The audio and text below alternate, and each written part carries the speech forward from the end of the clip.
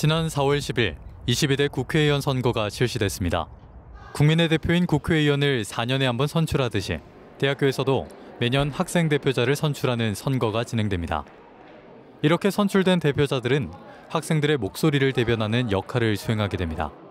그러나 최근 많은 대학교에서 학생의 구성에 어려움을 겪고 있습니다. 출마자가 나오지 않아 선거가 무산되거나 투표율이 저조해 개표조차 하지 못하는 등 위기에 놓여 있습니다. 이러한 어려움을 겪는 대학교들은 학생회 없이 반쪽짜리 비상대책위원회 체제로 운영되고 있습니다.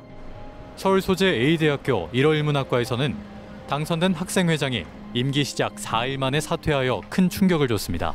해당 학생회장의 경우 재학 중에 다른 대학교로 진학하는 소위 반수에 성공해 학생회장직을 사퇴한 것으로 알려져 논란이 일기도 했습니다. 한편 우리 동국대학교는 어떨까요?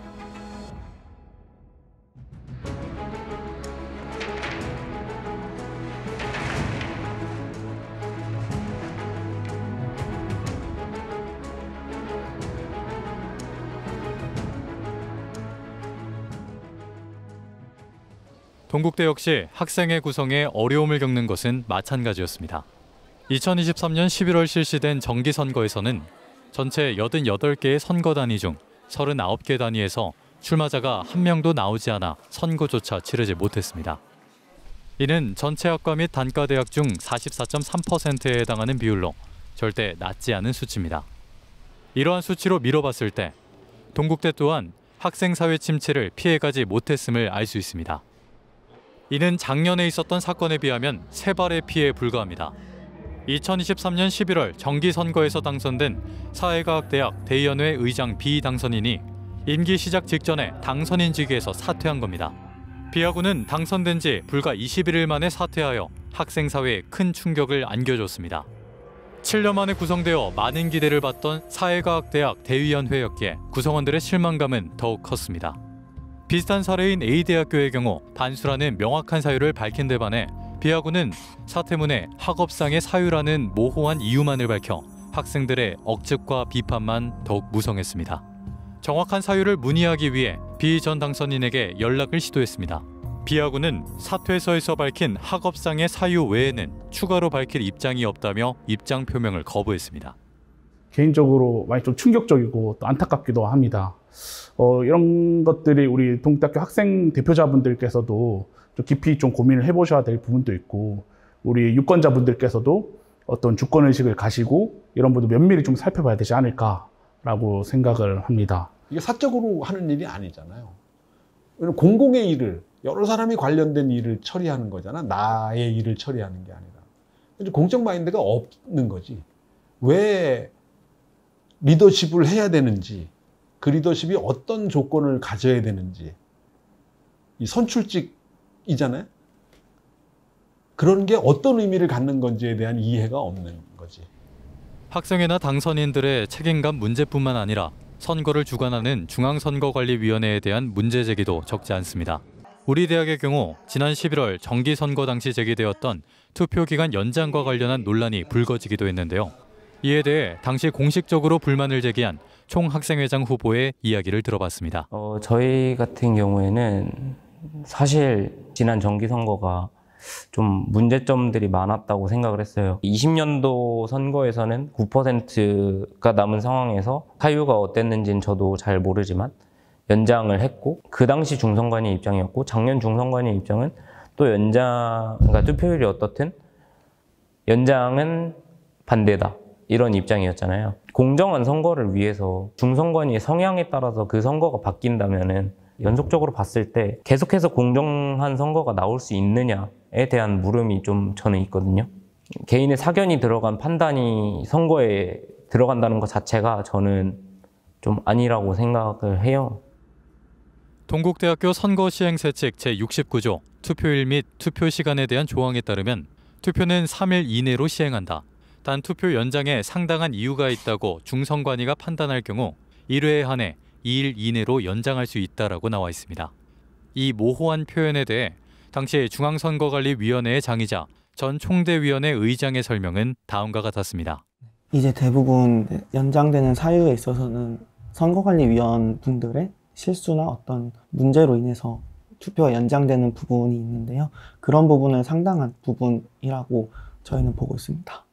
사유나 논의 과정을 회의록을 받았지만 제가 막 그렇게 사유에 대해서는 관여하지 않아서 말씀드리기는 어려울 것 같습니다. 이제 보통 문제됐던 게 투표 기간 내에 문제가 있었잖아요. 그러다 보니까 위원을 해임하고 다시 선임하면 이미 개표가 돼야 되는데 개표에서는 학과 선관위장이나 단과 선관위장 분들이 진행하는 거다 보니까 해임하고 선임하는 과정에서의 그 기간이나 시간이 충분치 못하다라는 의견도 있어서 투표 기간에 문제가 발생하면 일단 경위서랑 사과문을 업로드하고 그렇게 했던 걸로 기억합니다. 타 대학교의 사례와 비교하면 우리 대학과는 달리 투표율 미달 시 투표 기간 자동 연장을 규정하는 경우가 적지 않았습니다. 가톨릭대학교와 건국대학교, 서강대학교를 비롯한 다양한 대학교들이 개표를 위한 최소 투표율 기준에 미달될 경우 규정에 따라 자동으로 투표 기간이 연장됩니다. 이에 반해 상당한 이유에 대한 중앙선거관리위원회의 자의적인 판단으로 투표기간 연장이 이루어지는 동국대학교의 규정은 타 대학교의 사례와 사뭇 대조적인 모습을 보였습니다. 가장 최근 기준으로 동국대학교에서 투표기간이 연장된 사례는 2020년도 11월 총학생회 선거였습니다. 당시 중앙선거관리위원회가 밝힌 투표 연장 사유를 살펴보면 투표권 보장과 건설적인 학생사회 수립이라는 표현이 눈에 띄는데요. 이는 처음 시행된 비대면 투표의 참여권을 보장하고 코로나19라는 특수한 상황에서 학생회의 필요성을 의식한 것으로 해석됩니다. 해당 연도 총학생회 선거는 개표 가능 투표율까지 8.43%가 부족했습니다. 그러나 투표 연장 덕에 절반을 가까스로 넘긴 50.34%를 기록하며 총학생회 구성에 성공했습니다.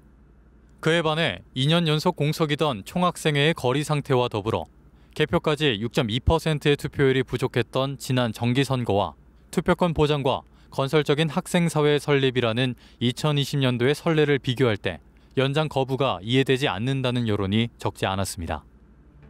가장 최근에 실시된 3월 보궐선거에서도 이해하기 어려운 일이 발생했습니다. 사회과학대학 학생회 보궐선거에서 유권자를 학과 학생회 보궐선거로 진행하는 6개 학과 재학생만을 유권자로 집계해 투표율에 중대한 오류가 발생했습니다. 지방선거를 예시로 들면 경기도지사 보궐선거 유권자로 같은 기간 시장 보궐선거를 진행하는 부천시, 용인시 등 일부 주민만을 유권자로 산정한 셈입니다. 이러한 실책뿐만 아니라 사건 이후 학생들에게 충분한 고지나 사과가 이루어지지 않아 해당 사건에 대한 학생들의 비판 여론이 더욱 거세졌습니다. 일단 단과대 선관위 측에서 담당하는 업무라서 저희는 사실 보고를 받는 거거든요. 단과대학이나 학과 학생회처럼 인수인계가 되는 구조가 아니라 3월 정기선거 때는 또 선관위장이랑 선관위 따로 뽑고 11월 정기선거 때는 또 선관위장이랑 선관위를 따로 구성하기 때문에 이게 인수인계가 제대로 되지 않는 부분도 있고요. 처음 선거를 하다 보니까 충분히 업무를 숙지했음에도 불구하고 오류가 있었다라고 생각을 하고 그 부분에 있어서는 조금 대응이 미흡했다면 이런 부분에 있어서는 저희도 더 개선을 해야 되고 더 공개적으로 그런 결과나 소통을 해야 되지 않나라는 생각을 하고 있습니다. 불미스러운 사태가 발생하면 사과문을 보통 게시한다는 전 중앙선거관리위원장의 발언과는 달리 3월 보궐선거 당시 사회과학대학 선거관리위원회는 투표 기간을 연장한다는 공지글만 게시했을 뿐 실책에 대해 어떠한 사과문이나 입장 발표는 없었습니다. 제작진은 사회과학대학 선거관리위원장과 사회과학대학 대위원회 부의장을 겸직하고 있는 시아구에게 러닝메이트 비전 당선인 사태와 더불어 본 사안에 대한 입장을 물었습니다. 그러나 대표자로서 뱉는 말의 무게를 실감하고 있기에 더더욱 제가 맡고 있는 바에 대해 말하기는 어려울 것 같다는 이전의 입장만을 반복할 뿐 사건에 대한 자세한 정황이나 실책에 대한 사과는 전혀 들을 수 없었습니다. 구성 실패에 대한 원인을 찾고자 동국대학교의 선거 방식에 대한 규정을 조사했습니다. 현재 동국대학교는 대면 투표를 원칙적으로 고수하며 재학생 기준 50% 이상, 즉 과반수가 투표에 참여해야만 개표가 가능한 규정이 명시돼 있습니다. 그러나 일각에서는 최근 대학가의 흐름과 맞지 않는 규정이 오히려 투표율을 낮춰 학생의 구성에 발목을 잡는 것이 아니냐는 우려가 나옵니다. 타 대학에서는 학생들의 투표율을 높이고자 선거관리위원회와 학교 차원의 적극적인 모습을 찾아볼 수 있었습니다. 고려대학교와 연세대학교 등은 투표용지 혹은 공지사항에 구경문 혼용 방식을 채택하는 등 다방면으로 노력하고 있으며 한성대학교의 경우 공청회 참석과 투표 참여 시 우리 대학의 드림패스 마일리지에 해당하는 비교과 마일리지 포인트를 지급하는 등 다양한 유인 정책을 보여줬습니다. 그에 반해 동국대학교는 투표 인증 시 간식을 지급하는 이벤트를 제외하고는 투표 동료의 소극적인 태도를 보였습니다. 또 소극적인 투표 동료뿐 아니라 뒤처진 투표 방식도 원인으로 지목되고 있습니다. 백신 5명의 동국대 학우를 대상으로 투표 방식에 대한 선호도 설문조사를 진행했습니다. 조사 결과 비대면 투표 방식에 대한 선호가 63.2%를 기록할 정도로 매우 높았는데요. 한편 다른 학교의 사례만 봐도 서울권에 있는 49개의 종합대학 중 30개의 대학교가 비대면 혹은 혼용 투표 방식을 채택하는 등 과반수의 대학이 유연한 투표 방식을 적용하는 모습을 확인할 수 있었습니다. 이러한 대학가의 흐름과 학생 여론에도 불구하고 대면 투표를 고수하는 중앙선거관리위원회에 대해 우리 대학 에브리타임의 이용자와 실제 학생들 역시 불만과 아쉬움을 적지 않게 표현하고 있습니다. 저는 혼용을 해야 된다고 생각해요. 대면만 했을 경우에는 이제 저도 그냥 학교를 나와서 했지만 이제 저같이 막 학기인 경우에는 학교를 안 나와서 투표를 안 하는 사람들도 있고 그러다 보니까 아무래도 비대면도 같이 해야지 투표율도 더 올라갈 것 같아서 둘 다 해야 될 것 같습니다. 비대면 혹은 혼용 투표 방식으로의 세칙 개정에 대한 여론이 여러 해에 걸쳐 꾸준히 나오고 있음에도 불구하고 현행 규정을 고수한다는 지적은 많이 찾아볼 수 있었습니다. 일단 동국대학교 학생자치이유 세칙 중에서 선거시행 세칙에 근거하고 있는데요. 제66조 제1항에 근거해서 선거의 투표는 기표 방식을 원칙으로 하고 있습니다. 예외적인 상황에서는 이제 우편이나 전자 시스템을 활용해서 그 투표를 진행할 수 있도록 규정은 해두었고요. 그 외의 상황에는 기표가 원칙으로 적용됩니다. 비대면 투표를 선호하시는 분들도 꽤나 존재해서 그런 부분에 있어서는 저희도 지금 염두에 두고 있습니다. 학생회가 구성되지 못한 단위는 비상대책위원회 체제로 운영 중입니다. 또한 규정에 근거하면 총학생회가 구성되지 않았을 시에 총대의원회가 1순위로 총학생회 비상대책위원회를 맡게 됩니다. 정상적인 경로와 투표로 구성된 총학생회는 약 13,000명의 재학생 투표에 의해 그 대표성을 가지게 됩니다. 총학생회 거리 시에 총학생회 비상대책위원회를 맡는 총대의원의 의장은 비교적 매우 적은 수인 229명의 대의원 투표를 통해 선출됩니다. 총학생회의 부재로 총대의원의 의장이 총학생회 비상대책위원장까지 겸직하게 된다면 동국대학교 전체 학생을 대표한다고 보기에는 무리가 있고 이로 인해 그 지위에 대한 대표성과 권한에 대해 학생들의 의심과 불신이 만연해질 우려가 존재합니다. 극단적 소수가 다수를 지배하는 사회가 돼버리는 거야. 지금 우리 현실 정치판도 그런 모습이 나타나듯이 대다수의 무관심한 학생들과 일부의 뭐라고 표현해야 될까? 지나치게 정치화된 학생들? 학생사회뿐만 아니라 전반적으로 그렇게 바뀌고 있는 게 아닌가. 그럼 정작 학생을 대표해야 될 학생자치기구는 그게 과연 대표인가? 그게 과연 대의를 제대로 하고 있는 건가? 라고 하는 걱정을 하게 되는 거고 그 결과가 학생회 투표에 참여하는 사람도 적어지게 되는 결과물로 나타나는 게 아닌가 싶어요. 2024년 한 해 동안의 학생사회를 결정짓는 지난 11월 정기선거와 3월 보궐선거에서 우리 학교는 당선자가 당선 이후 사퇴한다든지 선거 사무 담당자가 실책을 저지르고 책임을 지지 않는다든지 시대의 흐름에 뒤떨어지는 규정과 학생들의 저조한 관심 등 많은 문제가 발생했습니다. 이 모든 문제가 맞물려 학생사회가 난항을 겪는 모습을 보이는데요. 과거는 특히 90년대 정도까지는 이제 민주화 시대 이제 군사 정권 내지는 권위주의 시대를 살았기 때문에 학생들의 어떤 사회적인 인식, 그다음에 특히 IMF 전에는 대학을 일단 졸업하기만 하더라도 어느 정도 보장 내는 어느 정도 길이 조금 보이기 때문에 이제 과거에는 자신의 미래에 대한 고민 내지는 발전과 성장에 대한 고민이 엄청나게 크지는 않았던 것 같습니다. 크긴 컸지만요. 근데 이제는 그런 부분에 대한 고민이 워낙 커지다 보니까 그런 거를 학생회에서 이제 담아내지 못하고 학생들도 이제 거기에 관심이 없다 보니까 그거를 대체할 수 있는 새로운 컨셉 이런 개념을 아직까지 학생회가 클리어하게 지금 제시하지는 못한다는 생각은 좀 들고 있어요. 둘 사이의 간극을 보여주는 흥미로운 지표로 총학생회비 납부 비율을 예로 들 수 있습니다.